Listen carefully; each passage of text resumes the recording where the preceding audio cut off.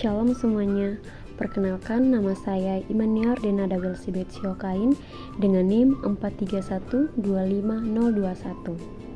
Pada saat ini, saya akan menjelaskan mengenai materi-materi tentang komunikasi kelompok.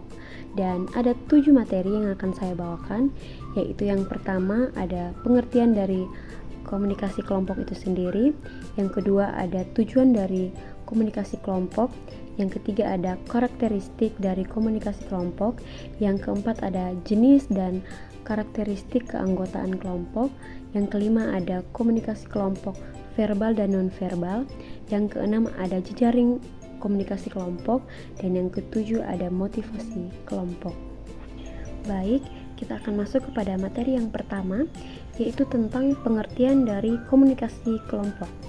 Tetapi sebelum saya menjelaskan apa itu komunikasi kelompok, saya juga akan menjelaskan terlebih dahulu apa itu komunikasi dan apa itu kelompok. Jadi, komunikasi adalah proses pertukaran informasi yang dilakukan oleh komunikator kepada komunikan. Proses ini dilakukan oleh 2 orang atau bisa lebih dari 2 orang dengan tujuan agar pesan yang disampaikan oleh komunikator dapat tersampaikan dengan baik kepada komunikan atau penerima pesan. Selanjutnya, definisi dari kelompok. Kelompok adalah sekumpulan individu yang berinteraksi satu sama lain, yang memiliki tujuan yang sama dan mereka itu terhubung oleh hubungan sosial. Jadi, definisi dari komunikasi kelompok sendiri yaitu komunikasi yang dilakukan oleh komunikator dengan sekumpulan orang yang jumlahnya 2 atau lebih dari 2 orang, dan tentu saja memiliki tujuan yang sama.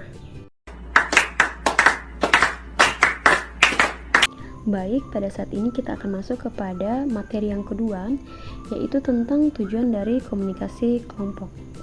Jadi, tujuan dari komunikasi kelompok adalah untuk mencapai kepentingan bersama yang dibangun melalui interaksi antar anggota dalam suatu kelompok tersebut. Dan tujuan komunikasi kelompok ini dibagi atas 2, yaitu tujuan komunikasi kelompok personal dan tujuan komunikasi kelompok yang berhubungan dengan tugas atau pekerjaan. Saya akan menjelaskan terlebih dahulu mengenai tujuan komunikasi kelompok personal.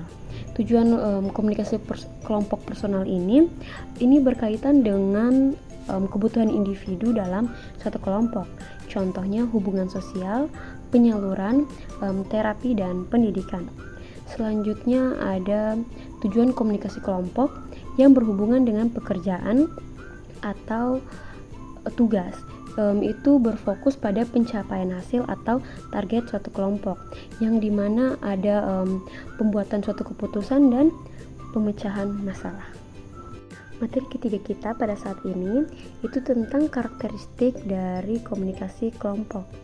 Karakteristik komunikasi kelompok ditentukan dalam 2 hal, yaitu yang pertama ada norma dan yang kedua ada peran.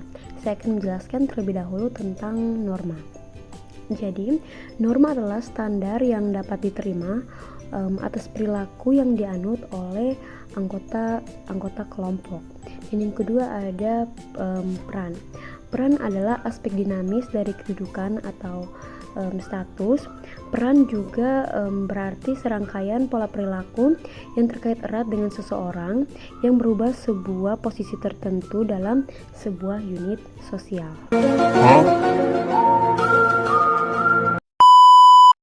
Baik, pada saat ini kita akan masuk kepada materi kita yang keempat, yaitu tentang jenis dan karakteristik keanggotaan kelompok.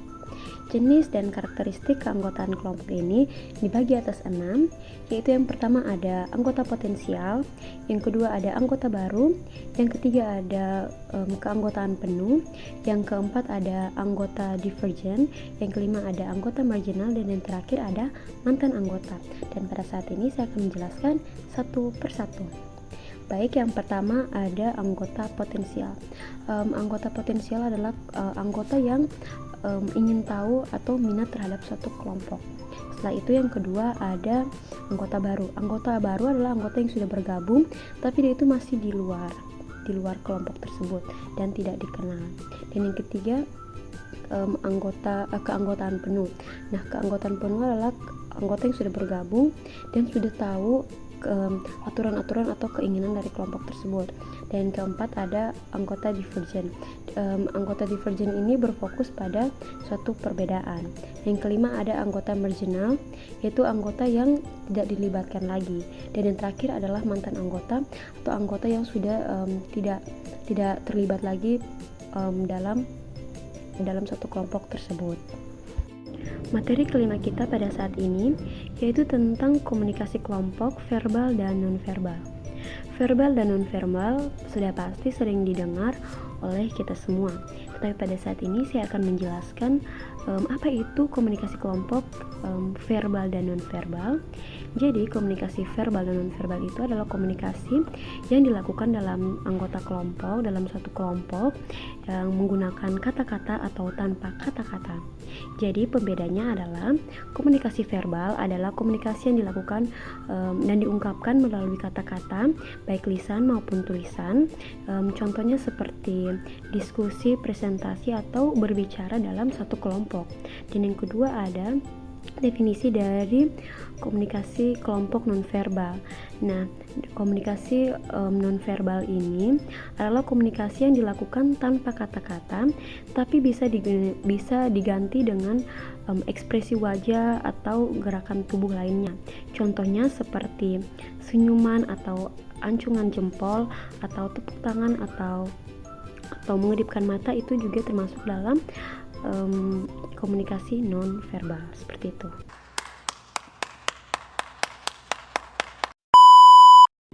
Materi keenam kita pada saat ini yaitu tentang jejaring komunikasi kelompok.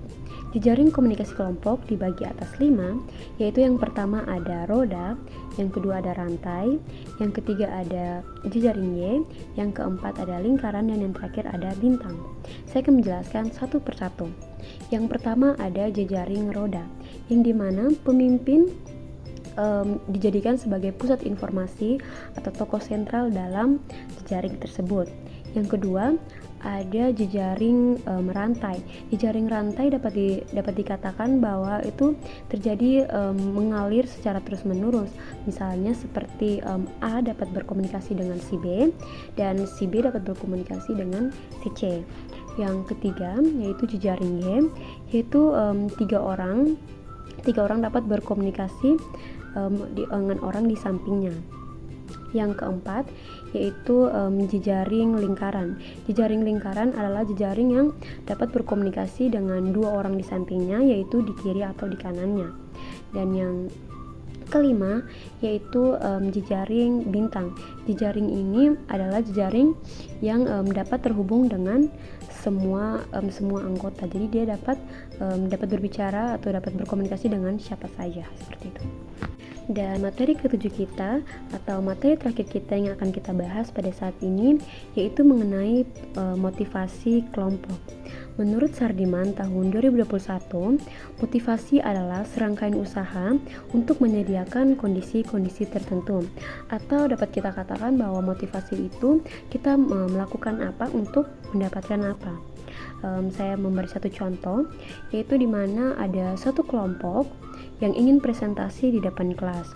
Tentu saja kelompok yang ingin presentasi tersebut, mereka sudah pasti akan menyiapkan materi, mereka akan mempersiapkan diri mereka, yaitu seperti mereka memahami, menghafal materi yang akan dipaparkan kepada teman-teman kelas mereka, dengan tujuan agar presentasi mereka dapat berjalan dengan baik.